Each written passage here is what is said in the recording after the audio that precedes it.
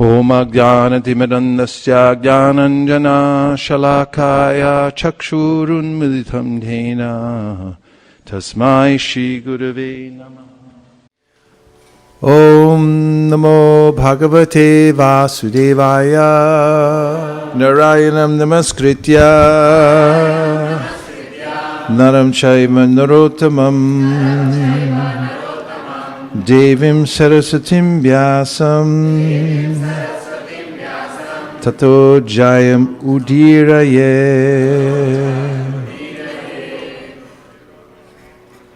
Today we're reading from Krishna, the Supreme Personality of Godhead, and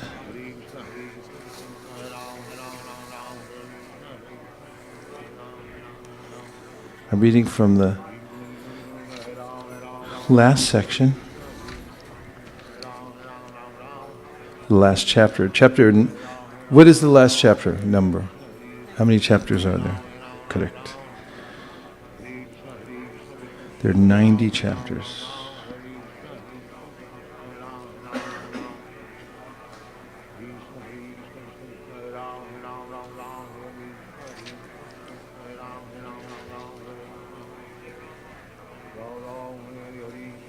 Hare Krishna, Hare Krishna, Krishna Krishna, Hare Hare, Hare Rama, Hare Rama, Rama Rama, Hare Hare. So I'm starting near the end of chapter 90 because when we read the Krishna book in Govardhan, there was a thrilling ending to this book that I had forgotten about. And it was so nice that I thought it would be a good idea for us to read it together and discuss the 5 points that are brought up in chapter 90. I don't think it'll help you if I say it's on page number 790, but the first sentence begins with Srila Shukadeva Goswami has concluded the 19th chapter. That is, Srila Shukadeva Goswami has concluded the 90th chapter, pardon me. There it is.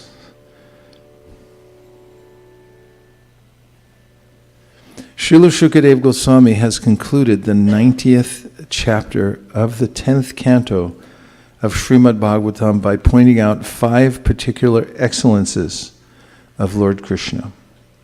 The first excellence is that before Lord Krishna's appearance in the Yadu family, the river Ganges was known as the purest of all things. Even impure things could be purified simply by touching the water of the Ganges. This super excellent power of the Ganges water was due to its having emanated from the toe of Lord Vishnu. But when Lord Krishna, the Supreme Vishnu, appeared in the family of the Yadu dynasty, he traveled personally throughout the kingdom of the Yadus, and by his intimate association with the Yadu dynasty, the whole family not only became very famous, but also became more effective in purifying others than the water of the Ganges. So the first excellence which Shukadeva Goswami mentions is the purifying effect of Lord Krishna. It's mentioned throughout the 10th canto, the Srimad Bhagavatam, and by the subsequent commentators like Srila Jiva Goswami, Rupa Goswami, Sanatana Goswami, that Lord Krishna is especially purifying even to those who are against him. For instance, we know that Shishupal, of course all demons become purified when they're killed by Krishna. This is a great benediction, as remarked by various sages. It's amazing that yogis spend lifetimes trying to reach the lotus feet of Krishna. But the demons in Vraj, who are killed by Krishna, get the exact same result as these yogis who spend many, many lifetimes just by being killed by Krishna. This is how purifying Krishna's touch is. Example is given of Shishupal, who was inimical towards Krishna from the very beginning. What was the very first sign that Shishupal was inimical towards Krishna, would you say, according to the Bhagavatam? And when was it first noticeable that Shishupal hated Krishna? Well, what gave it away? You said as soon as he was born. Please use the mics, by the way.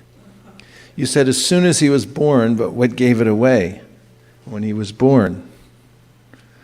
There's a clue in the second chapter of the Bhagavad Gita when Arjuna asks, what are the symptoms of somebody who's fixed in consciousness? One of the points that's brought up there is, how does he speak? I don't know if Shishupal was speaking when he was first born. How old does a child have to be to say his first words? 1? 1.5? Okay. So what was the first sign of Shishupal's inimical behavior towards Krishna? Based on what I just said. Big clue. When he first started speaking, most babies are Mama, Dada, Prabhupada. But Shishupal started blaspheming Krishna when he was born, or when he could first speak. That was an indication that he was against Krishna. And he held that animosity towards Krishna throughout his whole life. And it was at the Rajasuya sacrifice, finally, when it was suggested that Krishna be honored first. Somebody out of the assembly had to be honored as the most exalted of all the participants.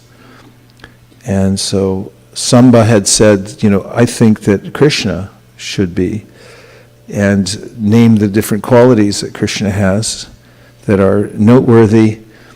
And then everyone started to cheer, and that really burned Shishupal. So he stood up in the assembly and started complaining. He said, what does this boy know about anything? Boy Samba, how could he judge? There's so many other greater people here. And he named several of them. He said, why honor Krishna? And then he started speaking blasphemy against Krishna, one thing after another. Krishna had a tolerance for this because he had given a benediction that he would allow him to say 100 blasphemies before he killed him. But the fact is, he did kill him. That's obvious. It was obvious to everyone because right in the middle of the program, he cut off his head with his chakra. And what happened to Shishupal? He was liberated because just as the chakra was coming at him, and how long does it take for the chakra before it leaves Krishna's hand to chop somebody's head off? Prikishori, do you know from your calculus classes at what was the name of that university? Did Menlo College teach you in your mathematics or calculus classes what the period of time is between the chakra leaving Krishna's hand? Oh, go ahead. Chakra leaving Krishna's hand and it chopping off Shishupal's head. Was that on your final exam?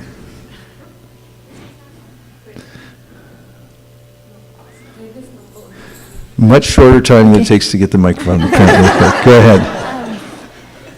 We didn't particularly learn that fact, but I'm assuming because of the speed of the Sudarshan Chakra, it's a very, very short period of time that it took for the chakra to leave Krishna's hand and hit Shishupal.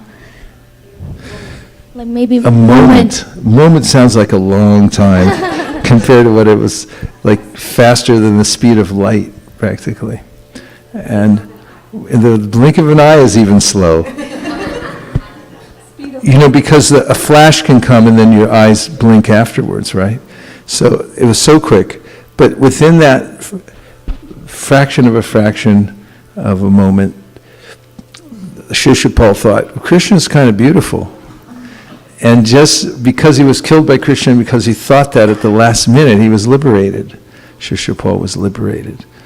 And all the other demons, including Aghasura, who is glorified because, again, the yogis tried to reach the lotus feet of Krishna, but Krishna put his lotus feet in the mouth of Aghasura. And he was liberated after being killed. And Krishna made that very visible to everybody because he brought back the cowherd boys. They had been killed in Aghasura. But when Krishna went inside, he brought them back to life by his glance. They all came out. And Krishna caused the death of Aghasura, of course, by making himself larger and choked him up. And the spirit soul popped from his head. And then Krishna had the soul hover in the sky. It was luminous. And then when he came out, spirit soul merged within the body of Krishna. And he wanted everyone to see it.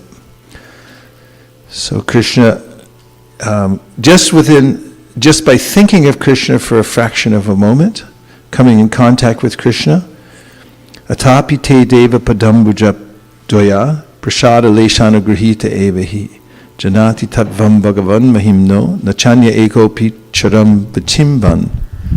This is a verse from the 14th chapter of the 10th canto, in which Lord Brahma says that if someone receives just a fraction or a tiny particle of mercy from Krishna, then such a person can know everything about him.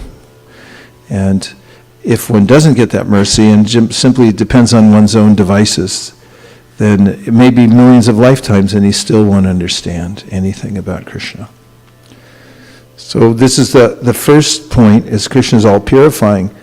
And what are the implications of this for those who practice bhakti yoga? What are some of the ways in which we come in contact directly with Krishna? Take the mic and you name one. Don't name 5 or 10. Krishna's devotees. Krishna's devotees. Can you substantiate that from Shastra? That Krishna's devotees purify us. Call a friend. Call a friend, yeah. I don't remember. So the 3:25:25 satam prasanga mama virya samvedo bhajanti hrit karna rasayana katha jat joshnad ashu apavarga vartmani shraddha ratim bhaktim anukramashyati.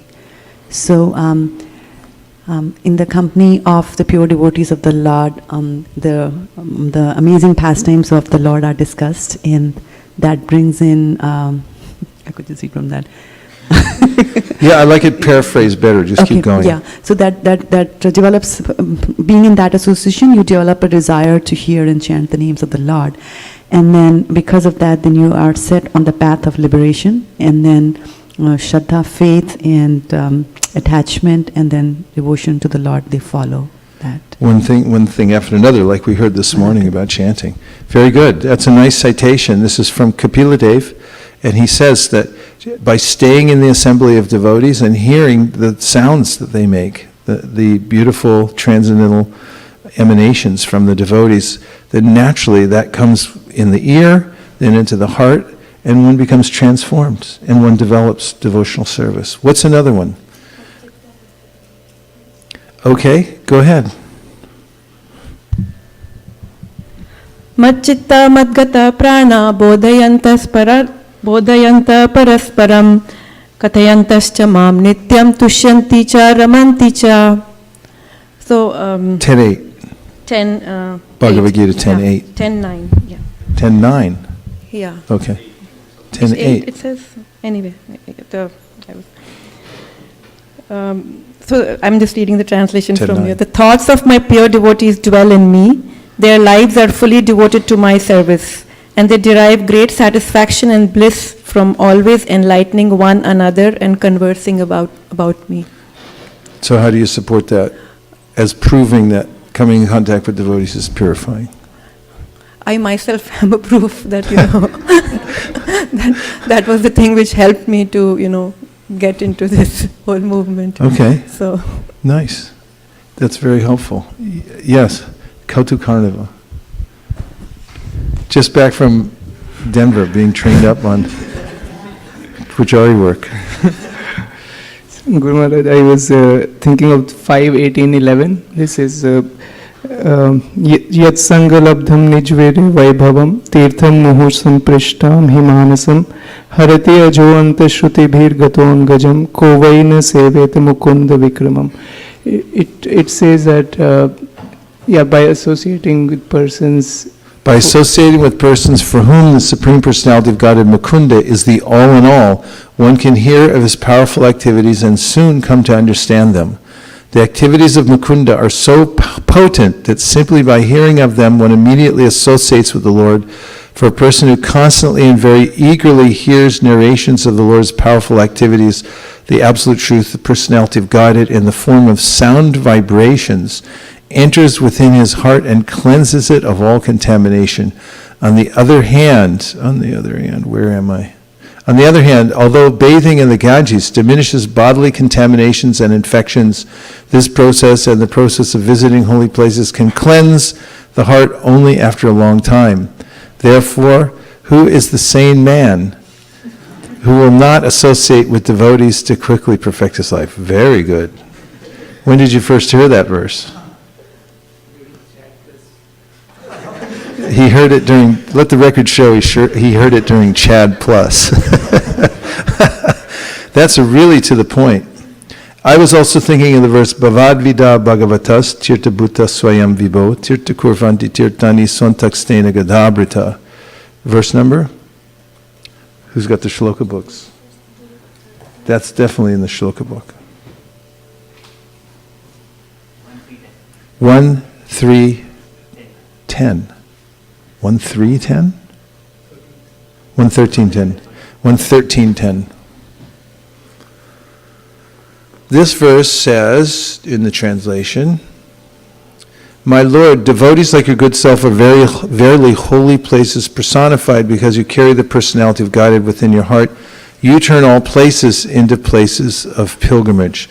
So even the places of pilgrimage are purified by the devotees. Why? Because they carry the Supreme Personality of Godhead within their heart. So this is a little something, although going through the Bhagavatam, because really the Bhagavatam is about the devotees of the Lord. In fact, if you look at the whole 7th canto, which ostensibly is about Lord Nrsingadev, who's it mostly about? 7th canto, predominantly about Prahlad Maharaj.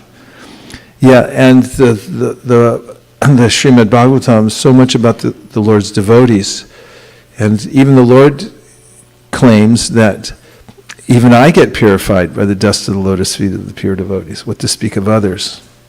So, yes, this is one of the purifying points. And please give the microphone to Bali Mardan Prabhu in the back row.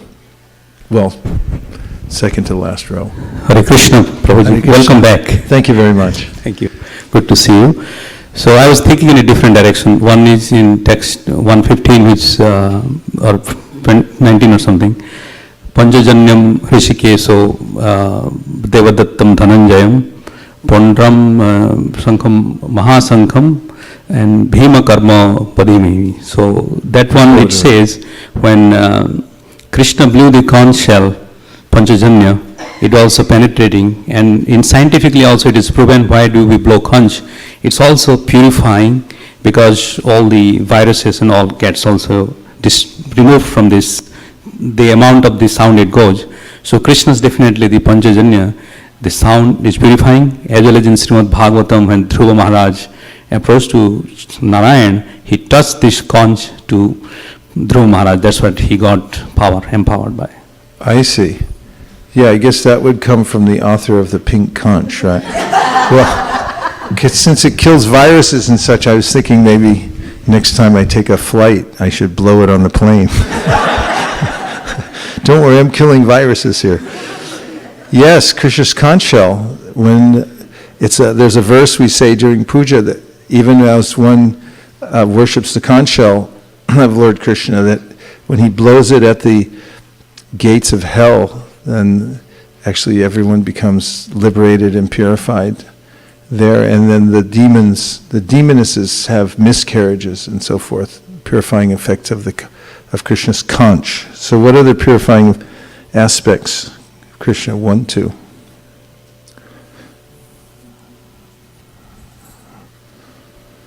This is one of the Bhakti Vaibhava verses, and in line with what Kautukarna Prabhu was saying, 5:12.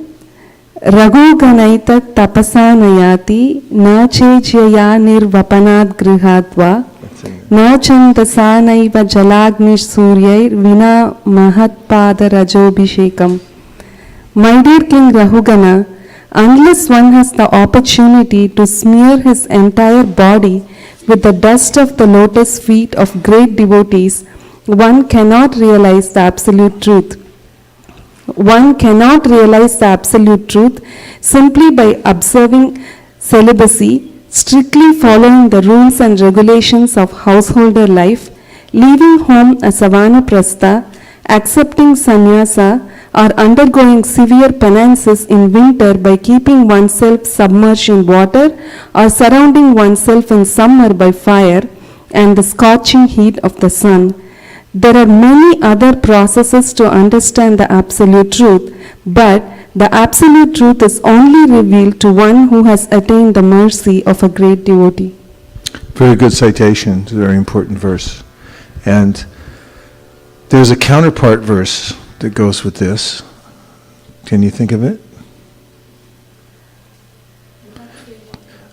Well, Mahat Sevam Dwara Mahurva Muktes, that's 5th canto from Rishabhadeva. Mahat Sevam Dwara Mahurva Muktes Tamo Dwaram Yoshitam Sangi Sangam Hantaste Samachita Prashanta Vimanyavak Surida Saravoye. This verse says that the gateway, the dwaram, to liberation is opened because of association with great souls. Mahat Sevam, Dwaram, Ahurva Muktes. Of course, the opposite is true. Tamo Dwaram, the door to darkness, is opened by association with those who are absorbed in the material world, materialistic thought. Mahantaste Samachita Prashanta, then it gives a definition of the Mahatmas. They are samachita, which means they remain equipoised. Prashanta means happy and peaceful. Vimanyava, you know what that means? Yeah, look at the word for word. You're going to be surprised what Prabhupada put an extra point in here. Is you see Vimanyava in red? He said, without anger, one must distribute Krishna consciousness to persons who are hostile without becoming angry at them. This is proof about the efficacy of book distribution, because when we go out, there are ways in which we may, people might try to intimidate us, but one must learn to distribute Krishna consciousness to persons who are hostile without becoming angry at them. Possible? Yeah, that's Vimanyava. And then Surita means well-wishers of everyone. Just as Krishna's Suhrit, he's a well-wisher of everyone. The devotees, well-wisher of everyone, because he or she is not envious and thinking, I want what they have. And that's what holds up this flow of good wishing for everyone. And Sadhava, qualified devotees without abominable behavior, yea, they who. So those are the kind of people, if one associates with, one gets purified and the door to liberation opens. There are millions of verses that we can quote from the Bhagavat and other related literatures that talk about how the devotees purify us. So in this first point that Shukadev Goswami is making about the super excellent qualities of Krishna, he's going to give us 5. First one is this purification, purifying aspect. And we heard about how just thinking of Krishna or coming in contact with Krishna's devotees, hearing the conch shell, name a few more ways in which we come in contact with Krishna and we become purified. 1, 2, oh yes, we didn't get you yet.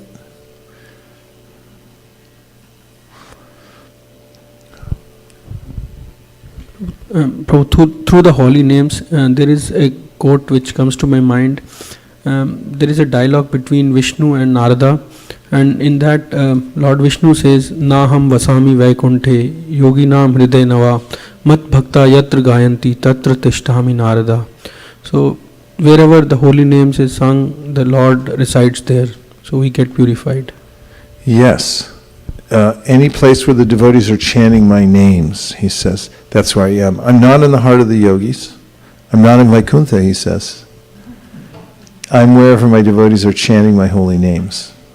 It's very powerful evidence. So there, again, hundreds of verses we can give about the purifying effect of the holy name, right? And so Krishna's devotees, the holy name, conch shell, Munisha, has one of the other purifying aspects of Krishna. By service, if we do service, we can attain Krishna. Is that a question or statement? No, that's a statement. By Okay. doing service, we can attain Krishna and understand Krishna. Okay, prove it through Shastra. Bhagavad Gita 10:10 is the only one that comes to mind right now. Tesham satata yuktanam vajatam priti purvakam dadami vritti yogam tam yena mama payanti te. And in this verse, the translation is by lovingly to those who are constantly devoted to serving me with love, I give the understanding by which they can come to me. This is an And, excellent point you've made, but we need more evidence. And I have, go ahead. This one is from Srimad Bhagavatam, first canto, second chapter, and verse number 16. Shushushu shaddadhanasya vasudeva katharuchi syan mehat sevya vipra punyatirtha nishevanad. So it says that, by serving the pure devotees of the Lord, then you develop a desire to listen to Krishna Katha. Excellent. What is the most important, based on frequency of usage and the way it's placed in the Bhakti Rasamrita Sindhu and also in Prabhupada's presentations about the purifying effect of service? What would you say is the most quintessential verse? Or just the quintessential verse? I don't need most quintessential.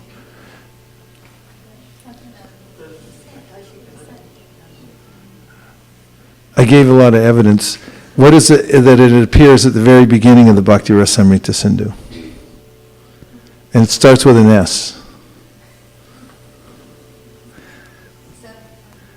Huh? Yeah, give her the mic. It's a very important verse about service and its purifying effect.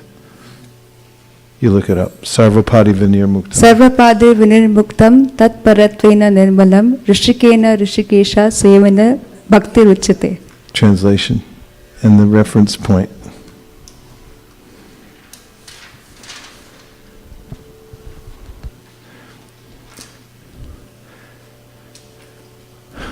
Narada Pancharatra. Sarvapadi Vinirmuktam Tat Pratvena Nirmalam. So this verse is saying that when you engage your senses in service to whom? Who's Rishikesh? Lord of the senses. If you engage your senses in the service of the Lord of the senses, go ahead.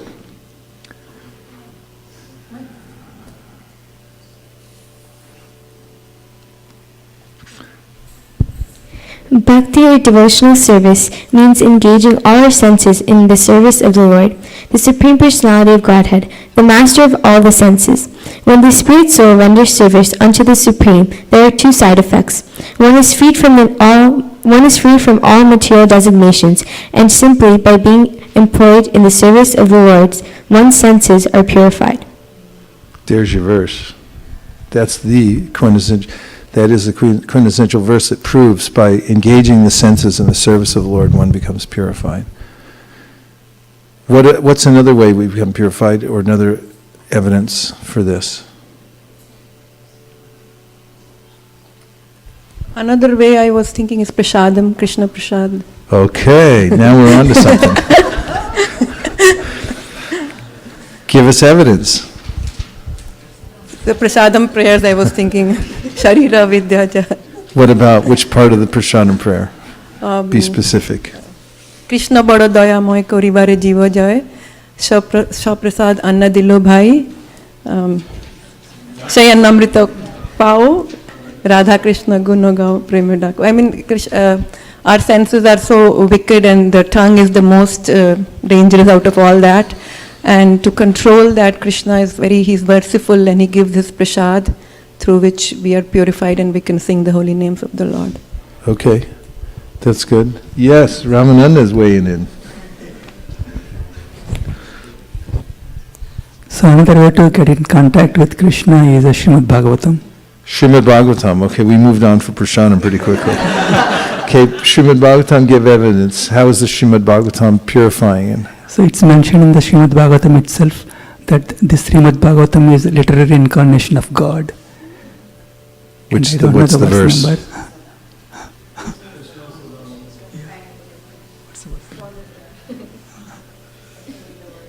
Okay, give it to Hansapriya. Good point. Srimad Bhagavatam.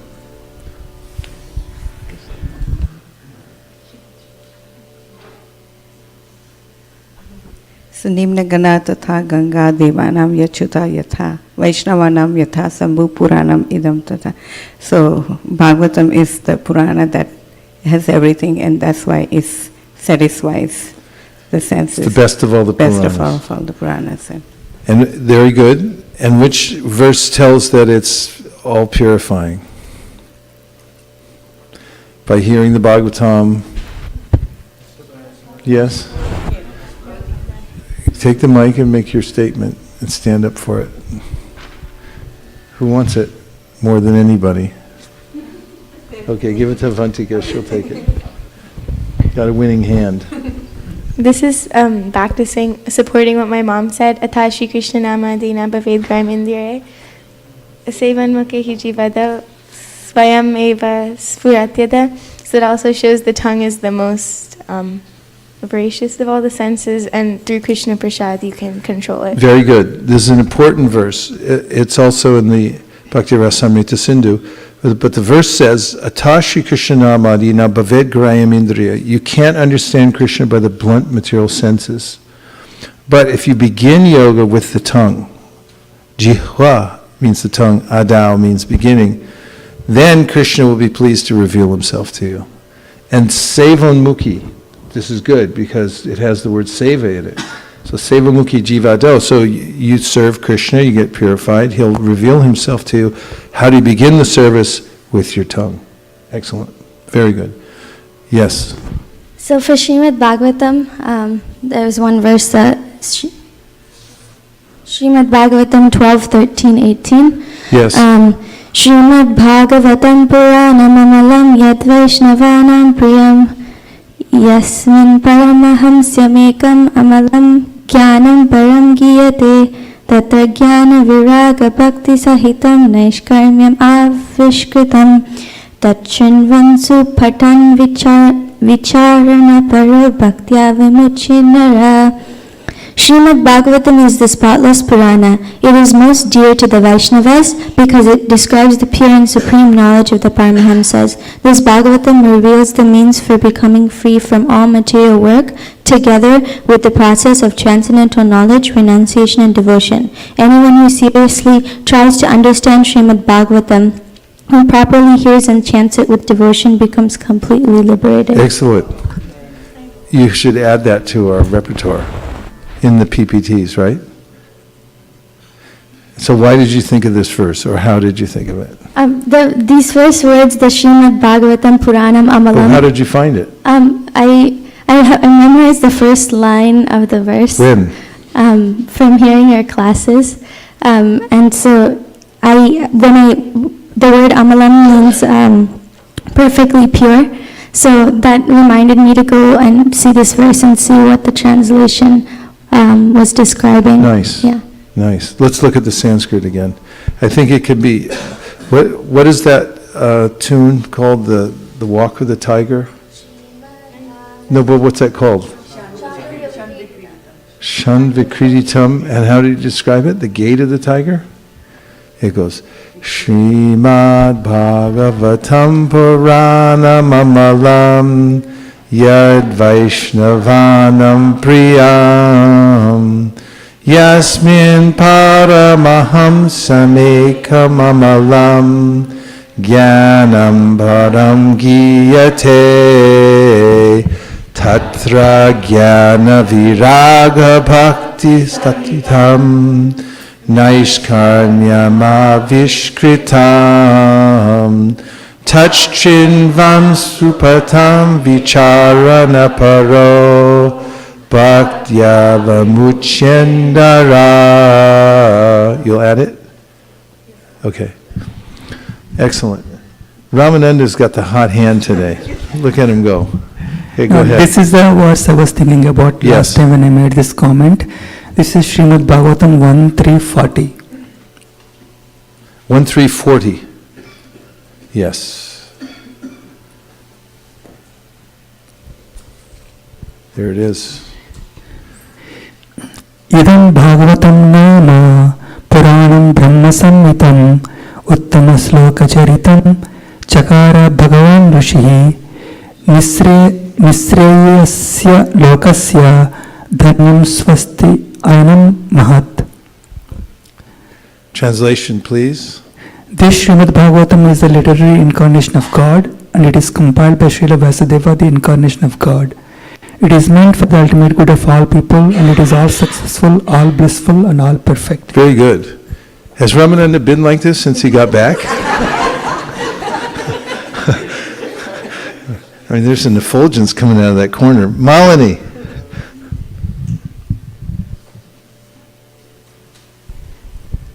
Another verse about Bhagavatam is 285. 285.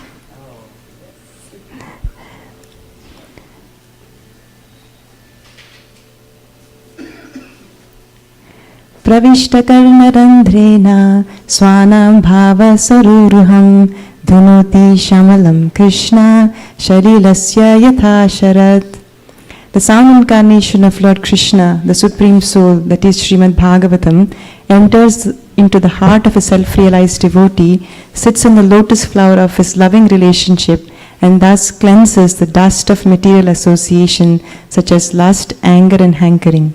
Thus it acts like autumnal rains upon the pools of muddy water. Isn't that a beautiful verse? Well done. It's really good. And you know, this goes beyond just what we call purification. Also, it revives one's relationship with Krishna, because there's no difference between Srimad Bhagavatam and Krishna himself. What's more, we know from the very second verse in the Bhagavatam, Sadyo Hridyavarudyate tra kritibi shushu shubis takshanat, that as soon as one hears Srimad Bhagavatam, then Krishna becomes attracted to that person and stays within the confines of the person's heart. And what's more, if you look at the 11th canto, 2nd chapter, 55th verse, you get a similar understanding of the power of Srimad Bhagavatam, in which Vrisrijati hridayam yasya sakshad dharirabhasha bhitopya gauganasha pranayarasanaya dhritangri padma sabhavati bhagavata pradana ukta. And the translation is, the Supreme Personality of God is so kind to the conditioned souls that if they call upon Him by speaking His holy name, even unintentionally or unwillingly, the Lord is inclined to destroy innumerable sinful reactions in their hearts. Therefore, when a devotee who has taken shelter of the Lord's lotus feet chants the holy name of Krishna with genuine love, the Supreme Personality of Godhead can never give up the heart of such a devotee. One who has thus captured the Supreme Lord within his heart is to be known as a Bhagavat Pradhana, the most exalted devotee of the Lord. That's quoted in conjunction with the verse I quoted from the 1st canto, 2nd chapter, in which the Lord feels compelled to stay within the heart of a person who hears Srimad Bhagavatam. Then Vishwanath Chakravarti Thakur quotes this verse as well.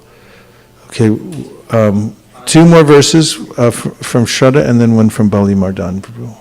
Then I'm going to move to the second point in the Krishna book.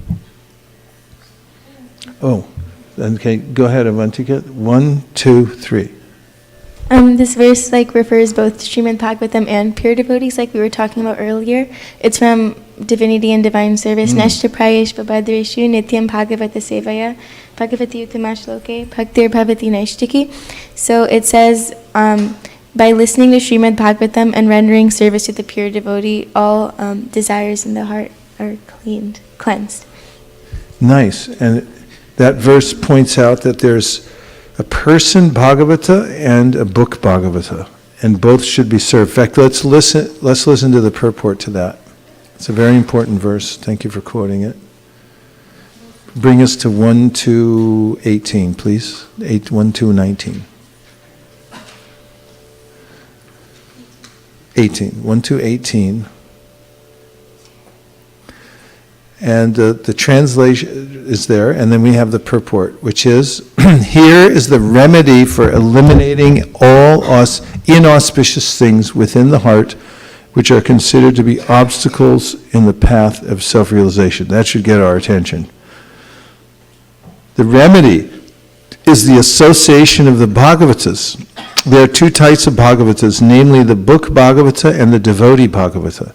Both the Bhagavatas are competent remedies, and both of them, or either of them, can be good enough to eliminate the obstacles. A devotee Bhagavata is as good as the book Bhagavata because the devotee Bhagavata leads his life in terms of the book Bhagavata, and the book Bhagavata is full of information about the personality of Godhead and his pure devotees, who are also Bhagavatas. The book and person are identical. The devotee Bhagavata is a direct representative of Bhagavan, the personality of Godhead. So by pleasing the devotee Bhagavata, one can receive the benefit of the book Bhagavata. Human reason fails to understand how by serving the devotee Bhagavata or the book Bhagavata, one gets gradual promotion on the path of devotion. But actually these are facts explained by Srila Narada Dev, who happened to be the maidservant's son in his previous life. The maidservant was engaged in the menial service of the sages, and thus he also came in contact with them. And simply by associating with them and accepting the remnants of foodstuff left by the sages, the son of the maidservant got the chance to become the great devotee and personality Sri Narada Dev. These are the miraculous effects of the association of Bhagavatas, and to understand these effects practically, it should be noted that by such sincere association of the Bhagavatas, one is sure to receive transcendental knowledge very easily, with the result that he becomes fixed in the devotional service of the Lord. The more progress is made in devotional service under the guidance of the Bhagavatas, the more one becomes fixed in the transcendental loving service of the Lord. The messages of the book Bhagavata therefore have to be received from the devotee Bhagavata, and the combination of these two Bhagavatas will help the neophyte devotee to make progress on and on. Prabhupada's purports are like poetry, aren't they? Just beautiful and perfectly balanced in every way. Okay, then we go to Shraddha and Balimardan for the close. This one is Srimad Bhagavatam, first canto, first chapter, verse number 2. 112. Yeah, we'll just take the translation. Let's have a look at 112. We can just do the translation. Okay, translation. Please, go ahead. Completely rejecting all religious activities which are materially motivated, this Bhagavad Puran propounds the highest truth which is understandable by those devotees who are fully pure in heart. The highest truth is reality distinguished from illusion for the welfare of all. Such truth uproots the threefold miseries. This beautiful Bhagavatam, compiled by the great sage Vyasadeva in his maturity, is sufficient in itself for God realization. What is the need of any other scripture? As soon as one attentively and submissively hears the message of Bhagavatam, by this culture of knowledge, the Supreme Lord is established within his heart. Excellent. Beautiful. Balimardan Prabhu. Hare Krishna. So I was thinking of Lord Chaitanya Mahaprabhu quotes that because we are following the Gaudiya Vaishnava, so Aradhya Bhagavan Brajeshu Tanaya Tadham Vrindavana Ramya Kachit Upasana Brajavati Vargena Sakalpita Srimad Bhagavata Pramanam Amalam Premapi Bhartamahan Sri Chaitanya Mahaprabhu Ramata Idam Tattva Paratarana.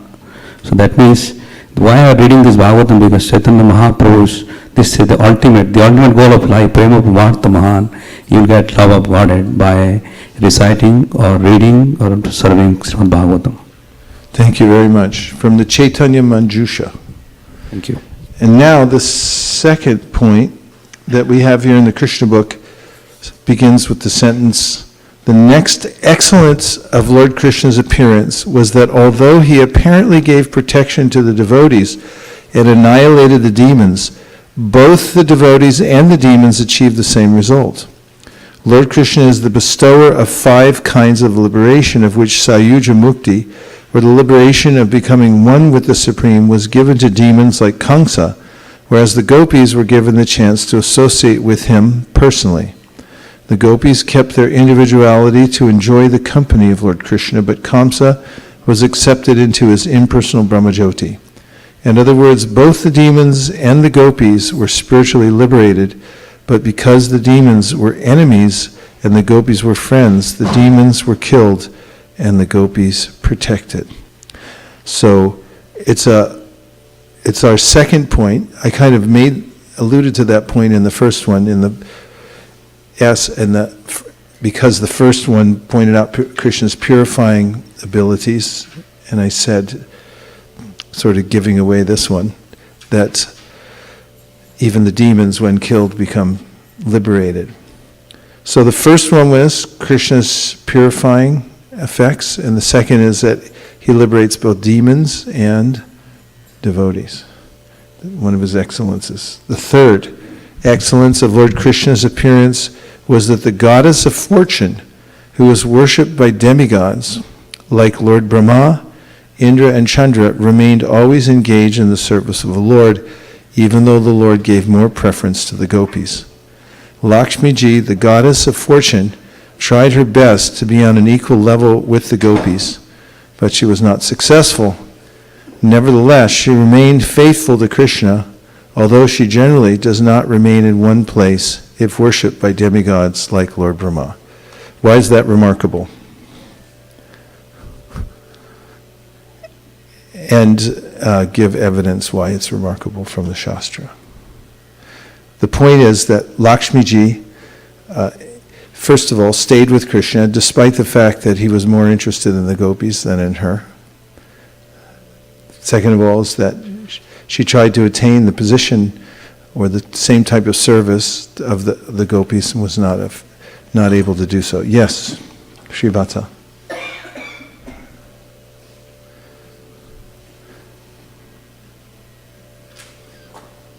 It reminded me of the verse Savai Pumsam Paro Dharmo Yato Bhaktira Dokshije Ahaituki Apratiyata Yayatma Suprasidati, and how it should be unmotivated and uninterrupted, the devotional service to Krishna, and how even though Krishna is giving a preference to the gopis, she's still enthusiastically serving Krishna. Excellent. Who can give another verse that says that very specifically? You want a hint? It's in the Shikshashtakam. You want another hint? Yes. You know what it is? Okay, go ahead. Ashlishyava padratam pinastu mam adarshanam marmahatam karotu va yata tata va vidadhatu lampato mat prananatastu saivana. Very good. Tell us more about the verse. Which part of it indicates and makes the point? Mat prananatastu saivana, in which he says that no matter what you do to me, even if you don't treat me well. Adarshanam. Adarshanam means what? Darshanam means an adarshanam. So if you don't give me your darshan, it's like, forget it, you can't see me. Then still, right? Still you're the Lord of my heart. Still, you're my life and soul. Even if you don't reveal, or even if you treat me roughly, still, this is indication of pure devotional service. Okay, so what other ways can we explore this point, this excellence of Krishna about Lakshmi Ji? This is an important point because first of all, why is it an important point according to our theology? Why would this be important?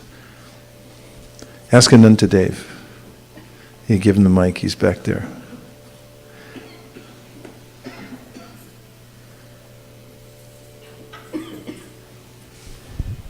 Hare Krishna. Because each relationship with Krishna is complete in and of itself. And so one doesn't have to try and take the position of a different relationship that isn't their own with Krishna. And we can substantiate that from the Ishopanishad, the invocation, that everything that emanates from the Lord is perfect and complete, and so the relationship with the Lord is also perfect and complete, whether you're Lakshmi Ji or whether you're a gopi or whether you're a stone in Vrindavan. That relationship is your unique relationship with Krishna, and that gives you full satisfaction. This is an excellent point. It's also brought up in the Brihat Bhagavatamrita. Now let me refine my question a little bit more. According to our acharyas, who are specifically Rupa and Sanatan, who are Rupa Anugas, Krishna is the Supreme Personality of Godhead. Does everyone agree with us? Yes. They do? Does everyone agree that Krishna is the Supreme Personality? I just came from Tirupati. Not everyone agrees. They think Balaji and the Lord of Vaikuntha is supreme. Krishna, his pastimes, they're kind of cute. But the real God is in Vaikuntha, Narayan, right? Am I correct? Is that true? Okay, Priya Kishori. Oh, you wanted to make a point. Ramananda, he's in the hot corner here. There you go. I wanted to make the same comment that you are already touching. It establishes Krishna as a Supreme Personality of Godhead. That's why this point is important. Go ahead. Yeah, this is regarding this third excellence of Krishna. Yes. So this one establishes Krishna as the Supreme Personality of Godhead rather than Lord Vishnu from Vaikuntha, Narayan. How? Because Lakshmi Ji is already the consort of Narayan. Yes. And she left him and she performed severe penances to attain Krishna. Correct. But still she could not attain. That is the afterwards. proof. That is the proof that Krishna is superior to Narayan. Who gave this proof? Chaitanya Mahaprabhu. To whom? Who did he give it to? Vyankata, yes. So in his very light-hearted conversation with Vyankata, when he was in South India, very particularly he was in Srirangam. The family of Vyankata were all Ramanuja, followers of Ramanuja and worshipping Lord Narayan, Lakshmi and Narayan. But Chaitanya Mahaprabhu brought up several points for him to consider, and this is one of them that Ramananda Prabhu so astutely brought out. And that is, why is it, and it's well known, that Lakshmi Devi went to perform severe austerities to enter into the rasa dance because she wanted to associate with Lord Krishna. Was she able to do that?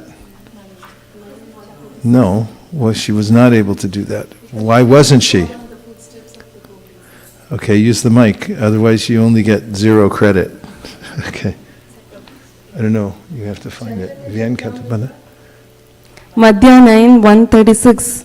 Madhya 9, 136. The Lakshmi chahe sei deha Krishnera sangama gopika anuga hana na kaila bhajana. The goddess of fortune Lakshmi wanted to enjoy Krishna and at the same time retain her spiritual body in the form of Lakshmi. However, she did not follow in the footsteps of the gopis in her worship of Krishna. Correct. And therefore, she was not successful. Right? However, as Nantadev Prabhu pointed out, we don't think any less of Lakshmi Devi. But the fact is that the gopis are in a superior position.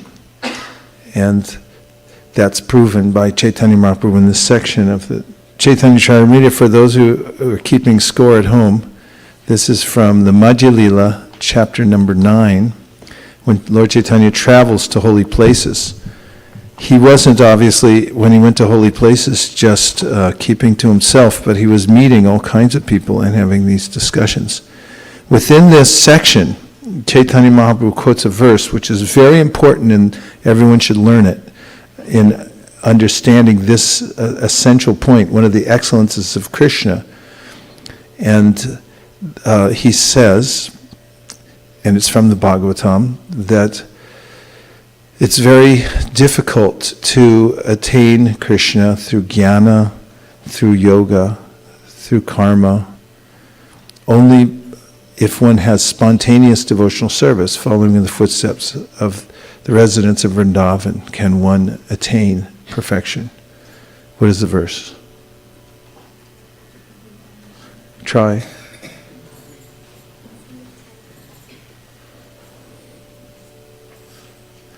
You got to look it up by subject.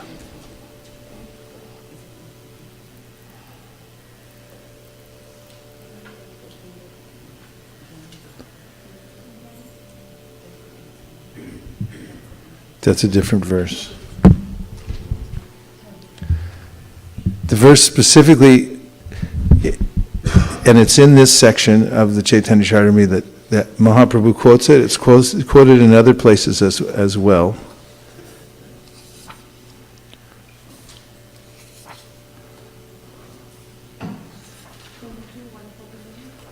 What is the verse? Not exactly. Try Bhagavatam 10:9-21. We'll look at this verse.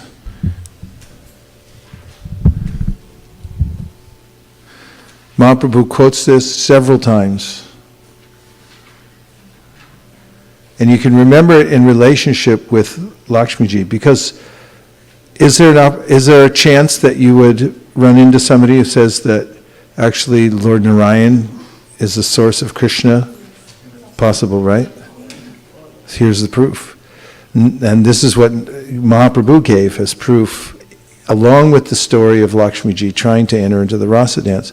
Nayam Sukhapu Bhagavan, please repeat. Dehinam Gopika Sutta. Jnaninam Chat Mabhutanam. Yatha Bhakti Matam Iha. Not. I am this. Sukha Apa. Very easily obtainable. Or an object of happiness. Bhagavan, the Supreme Personality of Godhead. Dehinam, of persons in the bodily concept of life, especially the karmis. Gopika Sutta, Krishna the son of Mother Yashoda. Krishna as the son of Vasudeva is called Vasudeva, and as the son of Mother Yashoda he is known as Krishna.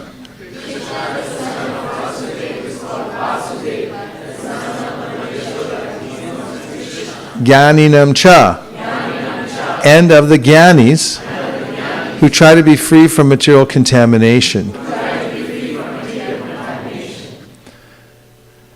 Atmabhutanam, of self-sufficient yogis. Yatha, as Bhakti Matam, of the devotees. Iha, in this world.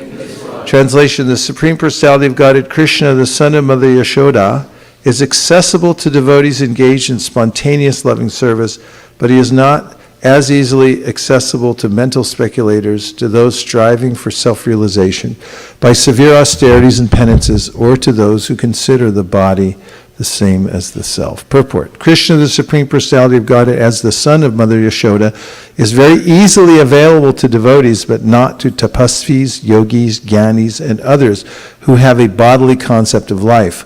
Although they may sometimes be called Shanta Bhaktas, real bhakti begins with Dasya Ras.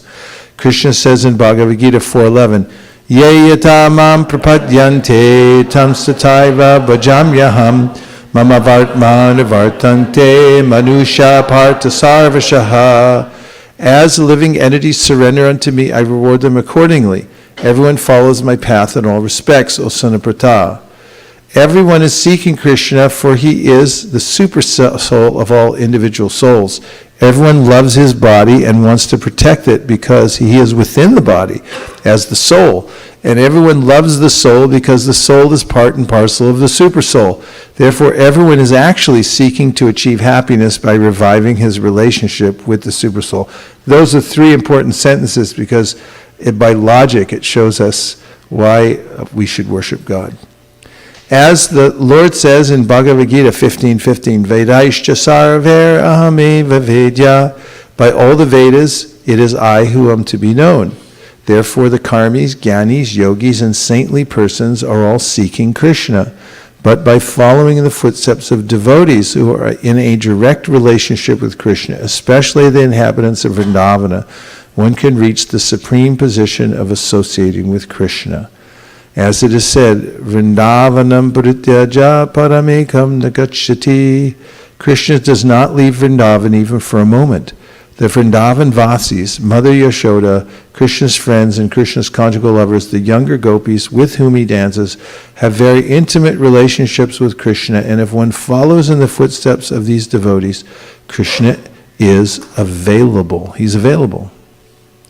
I've got a question for you. Is Krishna available? Yes. Right now? Yes. Okay. Although the Nitya Siddha expansions of Krishna always remain with Krishna, if those engaged in sadhana siddhi follow in the footsteps of Krishna's Nitya Siddha associates, such sadhana siddhas also can easily attain Krishna without difficulty. But there are those who are attached to bodily concepts of life. Lord Brahma and Lord Shiva, for example, have very prestigious positions, and thus they have the sense of being very exalted, Ishvaras. In other words, because Lord Brahma and Lord Shiva are guna avatars and have exalted positions, they have some small sense of being like Krishna. But the pure devotees who inhabit Vrindavan do not possess any bodily conception. They are fully dedicated to the service of the Lord in sublime affection. In what? Prema. Sri Chaitanya Mahaprabhu has therefore recommended Prema Pumarto Mahan. The highest perfection of life is prema, pure love in relationship with Krishna, and Mother Yashoda appears to be the topmost of devotees who have attained this perfection. Om Tat Sat. So this is an important verse, and it's at 10:9:21. Where is it? Nayam Sukhapu Bhagavan. The Nayam Sukhapu Bhagavan verse. You should have that one ready at the bottom of your throat, ready to go. Yes? Sukeshwari needs a microphone. Prabhu, so happy to have you back. Thank you. Prabhu, I was just thinking that about when we are talking about Lakshmi Devi or any other devotee, but not the gopis. Does that really make a difference for a devotee, like personally, if their real, their real relationship with Krishna was in a particular mood? For them, that itself gives the most happiness, right? When I'm trying to understand what does it exactly mean by topmost of the devotees? Like we know the gopis are the topmost because they are in the conjugal rasa. So when other devotees who are in the Shanta rasa or Dasya rasa, or Sakhya or Vatsalya, does that mean that at some point they want to reach there, or they're just happy with their constitutional position? I think that Anantadev Prabhu brought that out earlier, and he said that they're all satisfied with their constitutional position. First of all, consider this scenario. Everyone's in conjugal relationship. Nobody in parental, nobody in friendship, nobody in Shanta, nobody also admiring the Lord for his opulences in Vaikuntha. What do you have then? No, you have no variety, right? Yeah. And basically, it's the interaction of these various relationships that gives Krishna pleasure. And therefore the devotees are very happy in their relationship. Not only that, you will find that the devotees, because they're pure-hearted, are always appreciating the service of the other devotees. So if you're in conjugal ras or you're appreciating conjugal ras, what is the difference? In other words, if somebody's in another rasa, but meditating on and appreciating somebody who's in a different rasa, then as we've talked about before, and Queen Kunti brings up, Shrinvanti Gayanti Grinanti. If you're appreciating the devotional service of others, you're actually imbibing that. You're drinking it in. And so there is no sense of which one is hankering for another rasa, one feels completely satisfied in that. However, it's mentioned in the Shastra that if one commits some kind of an offense in the performance of devotional service, one can be demoted or lose one's sense of one's relationship with Krishna. So one has to be very careful, prosecution of devotional service, not to make offenses, especially to pure devotees. So one more point I was just thinking, Prabhu. So for us, we see these in our textbooks that Gaudiya Vaishnavas are reading. Does that mean that almost all the Gaudiya Vaishnavas who are following Rupa Goswami are actually trying to achieve the lotus feet of the gopis rather than go into Vaikuntha? I don't know, what are planet? you trying to do? Let's ask you. What is your aspiration? Well, there's different ways of looking at it. One is that there's no accident. I mean, how is it that we all ended up on the same planet and in the same movement, attracted to Chaitanya Mahaprabhu? There are devotees who are more specifically attracted to Chaitanya Mahaprabhu than to Radha Krishna, but what's the difference? Sri Krishna Chaitanya Radha Krishna Nahi Anya. And there are devotees who are more attracted to Radha Krishna than Mahaprabhu. But if you go deeply enough within Mahaprabhu's pastimes, you'll end up with Radha Krishna, and if you go deeply enough within Radha Krishna's pastimes, you'll end up at Chaitanya Mahaprabhu. And then Srila Bhaktisiddhanta says, and some devotees, they like both at the same time, Chaitanya Mahaprabhu and Radha Krishna. And in which case, such devotees are accommodated, they live both in the transcendental abode of Navadvip and Vrindavan simultaneously, which is possible when you're in the very subtle spiritual environment. One last thing, Prabhu. I was also thinking about when somebody is in Shantarasa, when somebody is in conjugal rasa, they can also take up the level of all the other rasas, right? Like, well, they're all included, yeah. Included, okay. Yeah, they're all included. Just like earth, it has all the other qualities of the other elements, but it's a culmination of that, of all of them. Thank you. Okay, so now we have, is everyone okay? Yes. You still feel enlivened? Yes. Keep going? Yes. You need a little break? No. Yes, okay, so we'll take a little break. We'll come back here at 10 minutes after. And by chanting the holy name of Lord Krishna only once, one receives the same benefit. Say Krishna once. Krishna. In other words, of all the holy names of the Supreme Personality of Godhead, including Vishnu and Rama, the holy name of Krishna is the most powerful. The Vedic literature therefore specifically stresses the chanting of the holy name of Krishna. Hare Krishna, Krishna Krishna, Hare Hare, Hare Rama, Rama Rama, Hare Hare. Lord Chaitanya introduced this chanting of the holy name of Krishna in this age, thus making liberation much more easily obtainable than in other ages. In other words, Lord Krishna is more excellent than his incarnations, although all of them are equally the Supreme Personality of Godhead. So in the spiritual world, the superlatives are excellent, more excellent, perfect, more perfect, and most perfect. So they're all perfect, but there are gradations even within the absolute. And the holy name of Krishna is the most excellent, the most perfect of all the names, most complete. So number one point of Krishna's excellences was, by Shukadeva Goswami, he's all purifying. Second,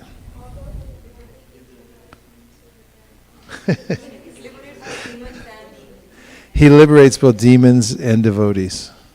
3, say what? What?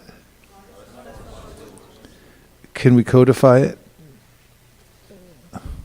It says, in this point, the third excellence of Lord Krishna's appearance was that the goddess of fortune, who is worshipped by demigods like Lord Brahma, Lord Indra, and Lord Chandra, remained always engaged in the service of the Lord, even though the Lord gave more preference to the gopis. Lakshmi Ji, the goddess of fortune, tried her best to be on an equal level with the gopis, but she was not successful. Nevertheless, she remained faithful to Krishna, although she generally does not remain in one place. even if worshipped by the demigods like Lord Brahma. Where does Lakshmi Ji come from originally? Where do all Shaktis, according to the... Yes, just as Krishna is the source of all energies, the source of all Shaktis, including the queens in Dwarka and the Lakshmis, they all emanate from Radharani. And it's remarkable, and then Srivatsa Prabhu gave that quotation, Sarvai Pum Samparo Dharmo Yato Bhakti Radhoksaje Ahaitu Kiya Pratyata. The symptom of somebody who's really in love with Krishna is that the person's quality of the devotion is special. It's uninterrupted and it's unmotivated. You'll find in the Bhagavatamrita that Krishna, one of the opening scenes is Krishna in Dwarka.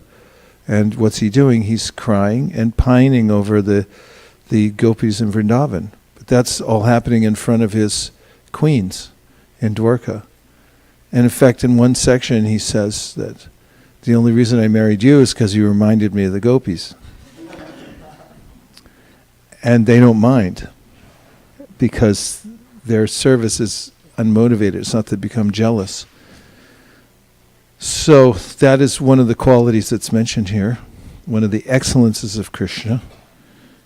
And then the fourth excellence, the glories of his holy name. And the way that Srila Prabhupada presented here is Shri Rama Rama Rameti Rama Nama Vino Rame. Yeah, I feel like I'm in South India when I hear that. So, because it's always blasting everywhere, including at the bus station. So, the fact is that 1,000 names of Lord Vishnu, according to Shastra, is equal to 3 names of Lord Rama, and 1 Krishna is worth 3 Ramas. Therefore, was this on your test? Was it on the SATs? No, they don't have that kind of stuff. Yes, Prabhu. Dayaniti Prabhu, good to see you.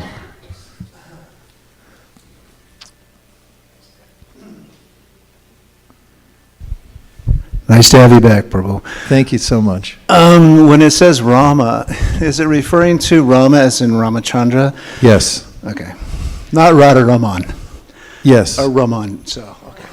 In fact, there's a purport you'll find in the 9th canto, Srimad Bhagavatam, where Prabhupada says there was a dispute, and some were saying that Rama means Balaram, other people say it means Ramachandra, and he said, I told them they're both right.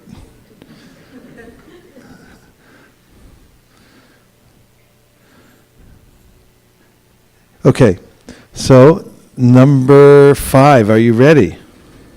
Could you even imagine what it might be? Don't look. The 5th excellence of Lord Krishna's appearance is that he established the most excellent of all religious principles by his one statement in the Bhagavad Gita, that simply by surrendering unto him, one can discharge all the principles of religious rites. That's nice, isn't it? In the Vedic literature, there are 20 kinds of religious principles mentioned, and each of them is described in different shastras. But Lord Krishna is so kind to the fallen conditioned souls of this age that he personally appeared and asked everyone to give up all kinds of religious rites and simply surrender unto him. It is said that this age of Kali is 3/4 devoid of religious principles. Hardly 1/4 of the principles of religion are still observed in this age. But by the mercy of Lord Krishna, not only has this void of Kali Yuga been completely filled, but the religious process has been made so easy that simply by rendering transcendental loving service unto Krishna, Lord Krishna, by chanting his holy names, Hare Krishna, Krishna Krishna, Hare Hare, Hare Rama, Rama Rama, Hare Hare, one can achieve the highest result of religion, namely being transferred to the highest planet within the spiritual world, Goloka Vrindavan. Considering all this, one can immediately appreciate the benefit of Lord Krishna's appearance on the earth, and understand that his giving relief to the people of the world by his appearance was not at all extraordinary. Srila Shukadeva Goswami thus concludes his description of the super exalted position of Lord Krishna by glorifying him in the following way. O Lord Krishna, all glories unto you. You are present in everyone's heart as Paramatma. Therefore, you are known as Jananivasa, one who lives in everyone's heart. So that verse, Jayati Jananivaso Devaki Janmavado Yaduvada Parishad Swardo Virasyana Dharmam Stirachara Vijinana Susmita Shri Mukhena Vrajapura Vanitanam Vardayam Kamadevam. You all know that, right? You're supposed to say it when you wake up in the morning. You all know it? If you do this, one thing, get this verse. This is known by all Gaudiya Vaishnavas. It's the verse that you say right when you wake up in the morning. You can make a little card with the verse on it. Can we see the verse on the board? Jayati Jananivaso Devaki Janmavado Yadavada Parishat Swarado Virasya Dharmam. It just says everything about Krishna, all his qualities, aspects. So when you wake up in the morning, you say this verse, you'll remember him and all his relationships with his various devotees. 10:90:48.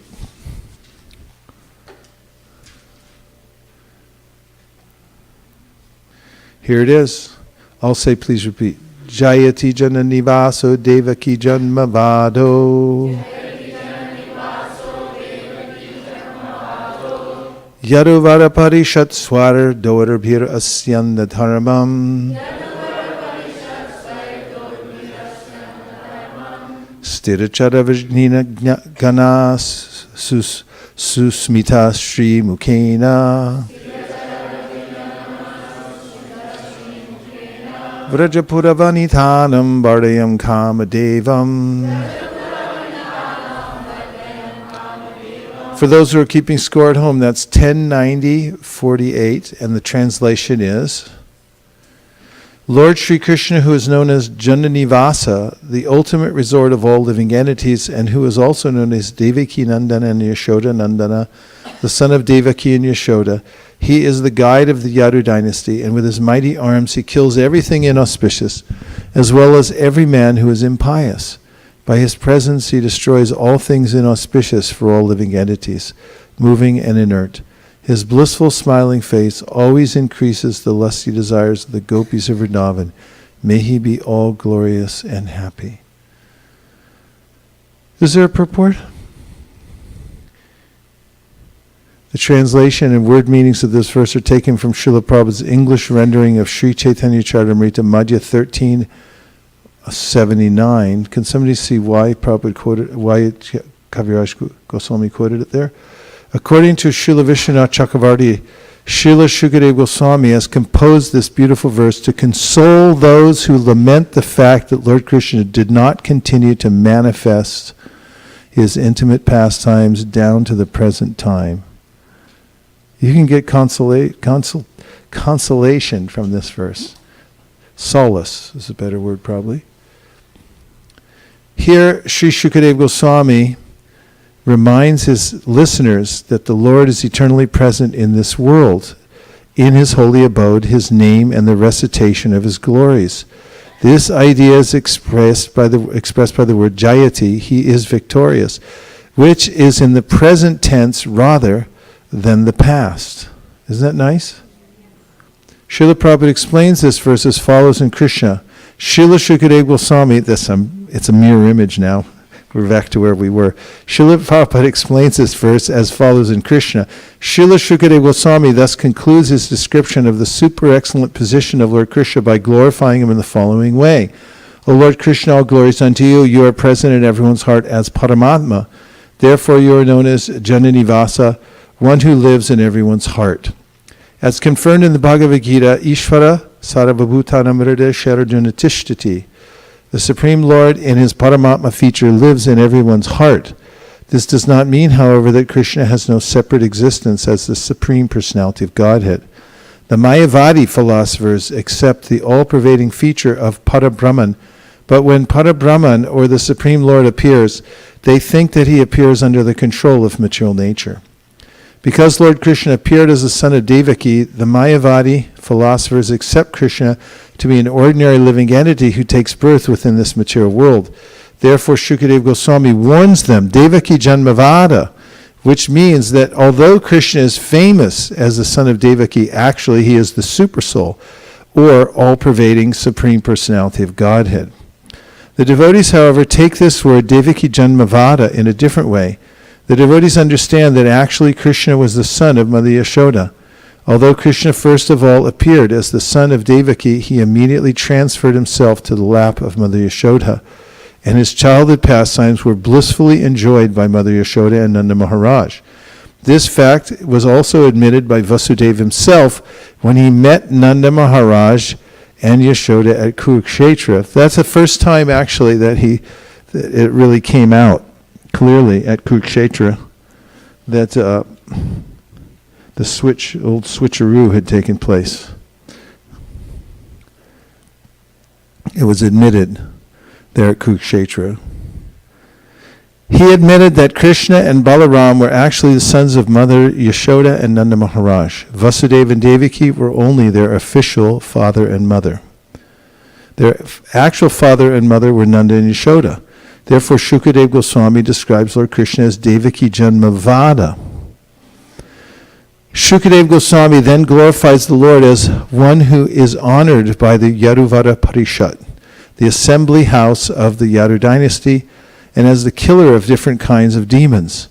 Krishna, the Supreme Personality of Godhead, could have killed all the demons by employing his different material energies, but he wanted to kill them personally in order to give them salvation. There was no need of Krishna's coming to this material world to kill the demons. Simply by his willing, many hundreds of thousands of demons could have been killed without his personal endeavor, but actually he descended for his pure devotees to play as a child with Mother Yashoda and Nanda Maharaj, and to give pleasure to the inhabitants of Dwarka. By killing the demons and by giving protection to the devotees, Lord Krishna established the real religious principle, which is simply love of God. What is the real religious principle? Yeah, that's very important. Keep it simple. By following the factual religious principles, Prema Pumarto Mahan, from the Chaitanya Manjusha, Bali Mardan quoted it earlier, Arajo Bhagavan Vrajesha Tanayas Tadama Vrindavan Ramya Kachirupasana Vraja Vidu Vargena Vokalpita Srimad Bhagavatam Pramanam Amalam Prema Pumarto Mahan. That was the ideal of Chaitanya Mahaprabhu. That's the highest goal of life, is pure love for God. By following the factual religious principles of love of God, even the living entities known as Sthirachara were also delivered from all material contamination and were transferred to the spiritual kingdom. Sthira means the trees and plants which cannot move, and Chara means the moving animals, especially the cows.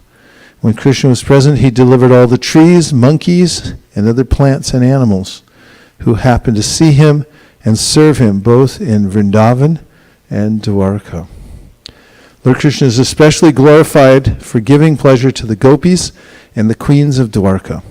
Shukadeva Goswami glorifies Lord Krishna for his enchanting smile, by which he enchanted not only the gopis of Vrindavan, but also the queens of Dwarka. The exact words used in this connection are Varyam Kamadevam, in Vrindavan as the boyfriend of many gopis, and in Dwarka as the husband of many queens. Krishna increased their lusty desires to enjoy with him. For God realization or self-realization, one generally has to undergo severe austerities and penances for many, many thousands of years, and then it may be possible to realize God. But the gopis and the queens of Dwarka, simply by enhancing their lusty desires to enjoy Krishna as their boyfriend or husband, receive the highest types of salvation. So that's what we would have read in the Krishna book, but it's here quoted. And we find when Krishna goes to Mathura with Akrura who's deployed by Kamsa to come to Vrindavan on this mission to bring Krishna back, Kamsa tells him that the reason I'm bringing them back, Krishna and Balaram, is to kill them And here's a pure devotee, Akura, who goes to Vrindavan to pick them up and bring them back to be killed. Of course, on the way there, he says, although I'm on a dastardly mission, Krishna knows my heart because I'm a pure devotee. And he was only looking forward to seeing the Lord and having him put his hand on his head, give him benedictions. Nonetheless, Krishna and Balaram do leave Vrindavan, apparently. They stay there in their bhava form. But when they come to Mathura, who's the first person they meet? Yeah. They meet the washerman, and they ask for something. What do they ask for? They want some clothes, and what do the washermen say? These are the king's things, and if you continue to ask such inappropriate questions, you may be punished or even killed. So what did Krishna do? He just lopped off his head with his hand. And then he and his boyfriends just picked up whatever clothes they wanted and put it on. And it's described how Krishna and Balaram looked like two baby elephants all dressed up, walking down the street, one black, one white. And what about the flower garland maker? Did he give a similar answer? What did he say? Krishna Balaram appreciated the flowers. He wanted immediately to give them whatever flowers they wanted. He made them garlands. And then Krishna told them to take any benediction you want. And he immediately benedicted them. And it's pointed out there that just by a simple attitude of appreciating Krishna and just giving him some service, whatever he asks for, then one becomes eternally benefited. So this verse is pointing out how kind Krishna is. And one of the aspects there is, one of the super excellent aspects of Krishna is that he comes personally to kill the demons, although he could do it by making them slip on a banana peel. He comes and personally kills them because then they get the benefit, and he wants to benefit everybody by that. So we have these 5 excellences that you can meditate on and keep in your mind, and it will really improve your devotional practice by remembering these 5 excellences of Krishna. And the first one is? What? Krishna's all purifying. And we started, although it was like crossing the ocean, for us to name all the ways in which Krishna appears so that we could become purified, we would have to take a freighter across the ocean. We started off just by wetting our beak and touching a few verses and a few ways in which Krishna appears in our lives. And what were some of the ways that we brought up, that all of you brought up and gave evidence for from the Shastra that Krishna is purifying in our lives? I heard prasadam. It all comes at me at one time, so it's really hard. There was prasadam, association of devotees. There was service, hearing the holy names, hearing and chanting the holy names, Srimad Bhagavatam, conch shell, pink preferably. And if we didn't even mention the deity. All over the world now there are Radha Krishna deities. I mean, you can go to the most unlikely places and walk in, and the environment there. Lord Kapiladev mentions this to his mother. He said, if you come in and you see my smiling form, smell the incense and the flowers that are offered to me, you become imperceptibly liberated. And we see people come in and they're being harassed by the material world, because that's what happens here, and in the material world. And when people walk into the environment of the temple and they see Radha and Krishna, they're immediately liberated. They're Kanishta-adhikaris, they're very elevated souls, the Kanishtas. What to speak of the Madhyans and the Uttamas.